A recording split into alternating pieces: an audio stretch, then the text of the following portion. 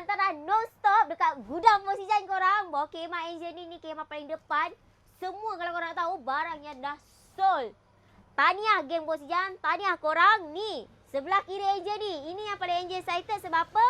Salah satu customer yang paling jauh, esok juga kita akan gerak ke area Kelantan. Dan Akak dan Big Boss ni ambil 2 set meja makan dengan set sofa. Dan inilah colour yang Angel cakap bakal jadi trending tahun depan ni. Colour Midnight Blue. Ada 2 colour. Salah satunya Burgundy atau Midnight Blue. Tapi Big Boss ni pilih colour Midnight Blue. Meja makan 10 kursi. Custom dan sofa unfinishing Snow White. So ni nak hantar. Bukan tu je. Banyak lagi. Barang dah siap packing. Macam ni lah geng. Kalau korang tahu. Proses sebelum kita hantar barang ke rumah Acik-acik. Ke rumah Game Posijan. Okey ni tengok sini. Ni sofa yang baru-baru ni.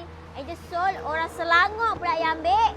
Kelampi 6. Ini pun antara yang terlaju kalau korang tengok. Kelampi 6 ni walaupun dah 2 tahun kita kontrak. Alhamdulillah hasil tangan dia.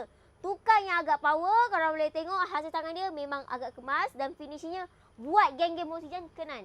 So ini Vanity dari sini sampai ke belakang. Dekat belah sana boleh je tunjuk lagi.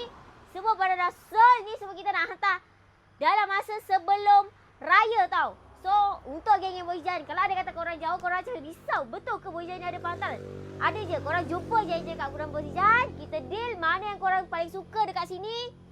Kita bincang-bincang. So jangan lupa esok kalau korang dah datang kat gudang Posijan, kita ada clearance. Tapi Angel tak tunjukkan sangat barang apa yang ada. Korang tengok kenan, angkut terus bawa balik. Yang paling penting, this is gudang Posijan. Belakang pun banyak lagi tau barang sold. Tahniah Cak Cik. Sold. 8,000 lebih.